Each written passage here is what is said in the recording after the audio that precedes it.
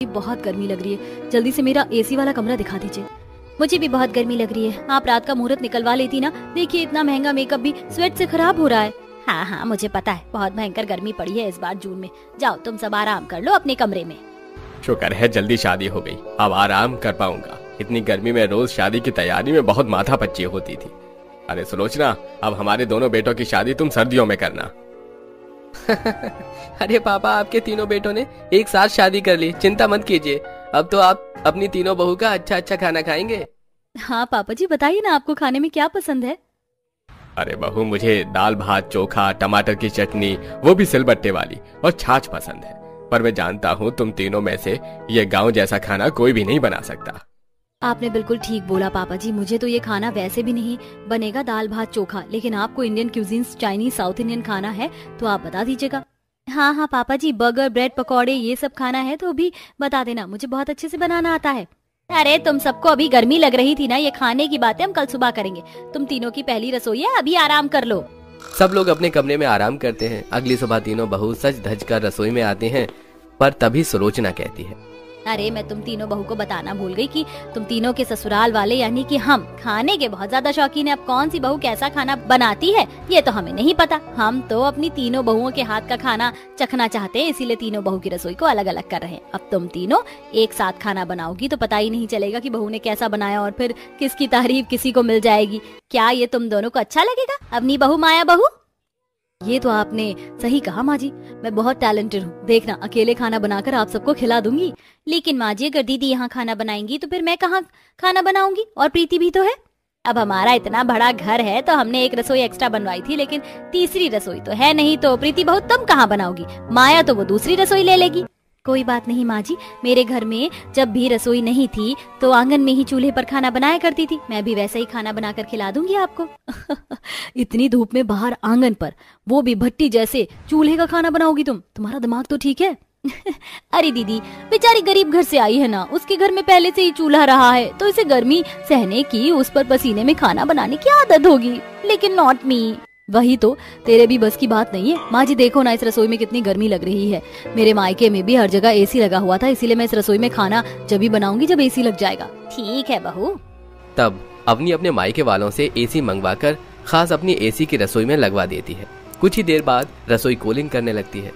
वाह, देखा माँ जी मेरी रसोई कितनी ठंडी हो गई, अब मैं बड़े आराम से खाना बना सकती हूँ। हाँ बहू, अब तुम दोनों भी अपनी रसोई की शुरुआत कर दो। जी माँ जी। तब दोनों बहू अपनी अलग अलग रसोई में काम करने लगती हैं। वहीं तीसरी बहू चूल्हा बनाकर आग जलाती है, जिससे उसकी आंखों में धुआं चुभता है और आंसू आते हैं।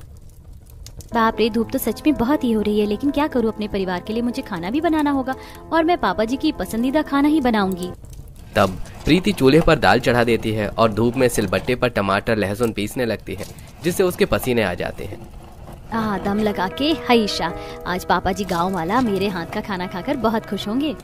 फिर दाल के बाद वो चावल बनाती है और छाछ में जीरे का तड़का। वहीं बड़ी बहू एसी वाली रसोई में फोन पर बात करते हुए खाना बनाती है। वाह वाह वाह रिया, तो सोच भी नहीं सकती मैंने अपनी पहली रसोई में कितना आरामदायक तरीके से खाना बना रही हूँ, क्योंकि मेरी जो दो देवरानी है ना, वो तो गर्मी में मर रही होंगी इस टाइम, और जो छोटी वाली है वो तो भट्टी वाले चूल्हे पर खाना बना रही है धूप में। लेकिन मैंने तो सुबह ही माँ जी से कह दिया कि मैं बिना एसी के खाना नहीं बनाऊंगी, और अब एसी की ठंडी ठंडी हवा में छोले पूरी चावल बनाए हैं। एसी की हवा में अवनी खाने में नमक डालना भूल जाती है। वहीं माया पहले के ही फ्रिज में रखे उबले आलू का इस्तेमाल कर आलू की कचौड़ी बना देती है और साथ में आलू की सब्जी। अच्छा है, मुझे ज्यादा मेहनत नहीं करनी पड़ी, वरना फिर आलू उबालो, इतनी गर्मी में छीलो, तब सब्जी कचौड़ी बनती। लेकिन ये कचौड़ी बनाने में मेरी हालत खराब हो रही है। बाप रे, थोड़ी देर जेठानी जी के एसी रसोई में चली जाती हूँ, वैसे भी खाना बन गया है। ऐसा कहकर माया अवनी की रसोई में चली जाती है, जहाँ वो खाना बनाकर आराम से फोन चला रही थी। अरे माया, तुम क्या बात है, बड़े पसीने आ रहे हैं तुम्हें, मेरी एसी की हवा खाने आई हो? हाँ दीदी, खाना बन गया था तो आ गई। कोई बात नहीं, थोड़ी सी हवा तुम भी खा लो। दीदी गर्मी बहुत होगी, टेम्परेचर थोड़ा सा लो कर दो। फिर अवनी एसी का टेम्परेचर कम करके अपनी देवरानी के साथ एसी का मजा लेती है। वहीं दूसरी तरफ प्रीति भी अपना खाना बनाकर तैयार कर लेती है और तीनों बहू ससुराल वालों को पहली रसोई का खाना चखाती हैं। वाह भाई, तीनों बहू के बने खाने को देख बहुत अच्छा लगा। और बड़ी बहू, तुमने ये कैसा खाना बनाया है? खाना देखने में तो बहुत सुंदर है, लेकिन नमक मिर्च कुछ नहीं है। हाँ बहू, खाने में स्वाद ही नहीं है, ना ही छोले की खुशबू है। माँ जी, मैंने बहुत प्यार से आप दोनों के लिए खाना बनाया है, और अगर थोड़ा सा नमक कम भी हो गया तो क्या हो गया, वो तो खाने में ऊपर से भी डल जाता है। ये लीजिए नमक। खैर कोई बात नहीं, तुम्हारी पहली रसोई थी, अच्छा है। और छोटी बहू, तुम्हारी आलू की कचौरी हमें थोड़ी अजीब सी लगी, ये आलू खट्टे से लग रहे हैं। तुमने आलू उबाले तो थे ना? हाँ माँ, आलू थोड़े अजीब से लग रहे हैं। ओहो, अब मैं क्या बोलूं, न जाने फ्रिज में कब के इतने सारे उबले आलू हुए पड़े थे। मैंने तो गर्मी से बचने के लिए उसी का बना दिया। हाँ माँ जी, आलू उबाल कर ही खाना बनाया। हो सकता है गर्मी की वजह से आपको ऐसा टेस्ट आ रहा है। आपको तो पता है गर्मी कितनी है। अब जेठानी जी की तरह मेरे रसोई में एसी होता तो शायद आलू खराब ना होते। तब माया रेस्टोरेंट पर ऑनलाइन खाना ज्यादा मंगा लेती है, जो रात के वक्त दे देती है, और सुबह का खाना फ्रिज में रख देती है। ये सही है, कल सुबह दाल मखनी खा लेंगे, मुझे बनाना नहीं पड़ेगा। गर्म करके धनिया लगा कर दे दूंगी, और वो मिक्स वेज की सब्जी भी गर्म कर दूंगी। वहीं अवनी फोन के चक्कर में कैसा भी खाना बनाकर अच्छे से सजाकर घर वालों को परोस देती है, लेकिन प्रीति रात में भी अंधेरे में लालटेन के सहारे चूल्हे पर पसीने में खाना बनाती है। हाथ जल गया, लेकिन काम तो करना ही पड़ेगा।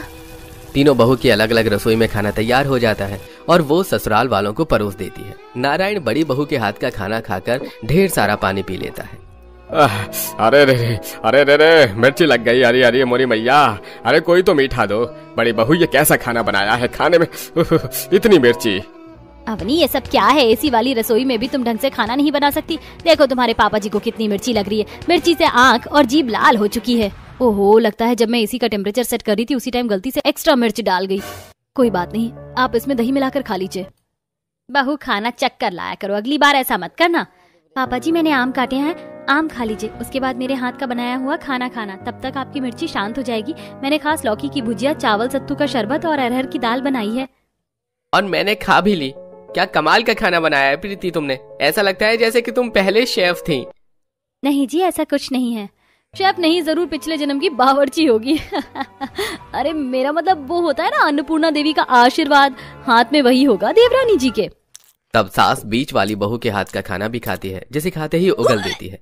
भला बेचारी सुलोचना को क्या पता था कि माया ने होटल का बासी खाना ऑर्डर करके उसे खिलाया है। ये भगवान, माया तुमने कैसा खाना बनाया, इतना अजीब था कि मुंह से बाहर ही निकल गया। रहने दो, छोटी बहू के हाथ का खाना खा लूंगी मैं। देखो बहू, हमें खाने का शौक है, लेकिन ऐसे हमारा शौक मत मारो। तब दोनों बहू को फिर से गुस्सा आता है, क्योंकि घर वाले छोटी बहू के खाने को खाकर अपना पेट भर लेते हैं। ऐसे ही दिन गुजरते हैं। गर्मी में तीनों बहू अपनी अलग अलग रसोई में काम करती हैं, लेकिन सबसे ज्यादा गर्मी की मार प्रीति को झेलनी पड़ती है। एक दिन, बाप रे, बहुत धूप हो रही है, पता नहीं कैसे दोपहर में खाना बनाऊंगी। सोच रही हूँ आज गट्टे की सब्जी और अजवाइन के पराठे बना देती हूँ, और साथ में चटनी भी तो बनानी है, लेकिन बेसन भी नहीं है। बाजार चली जाती हूँ। प्रीति जैसे ही पर्स उठाती है तब जेठानी रोक लेती है।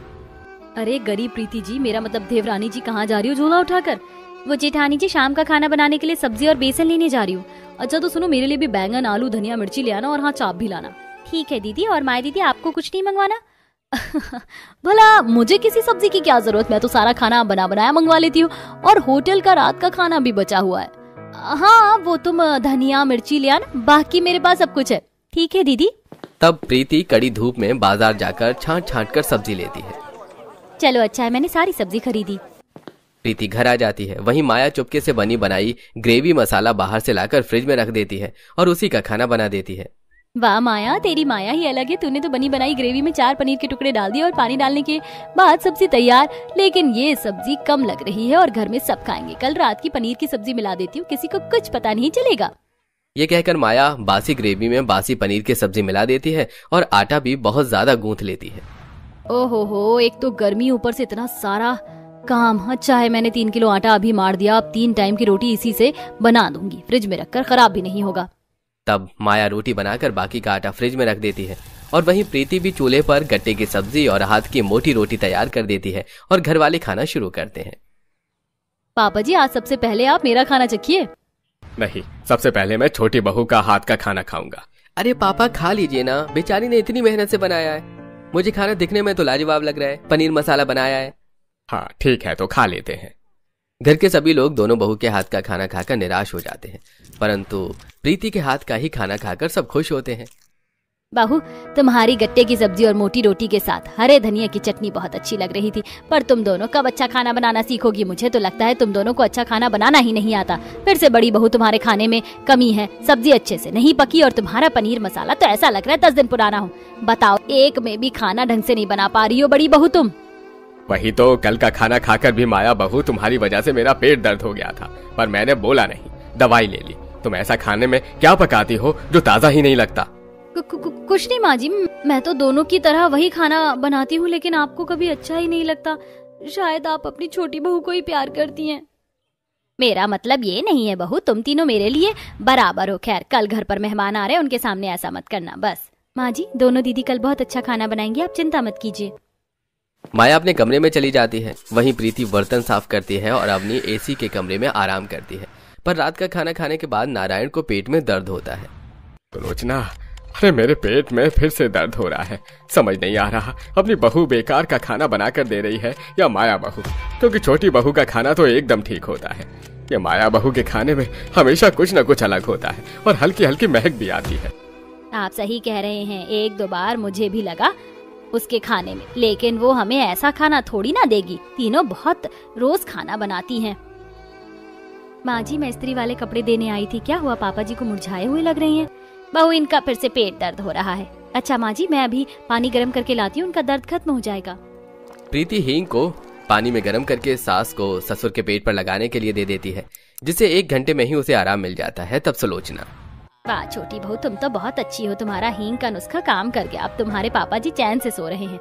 अच्छा, मैं चलती हूँ, कल मेहमानों के लिए अच्छे से खाने की तैयारी कर देना। जी माँ जी। तब सुलोचना भी सो जाती है और प्रीति भी। अगले दिन मेहमान आ जाते हैं। अवनी गर्मी के चक्कर में एसी का टेम्परेचर कभी ज्यादा करती है कभी कम।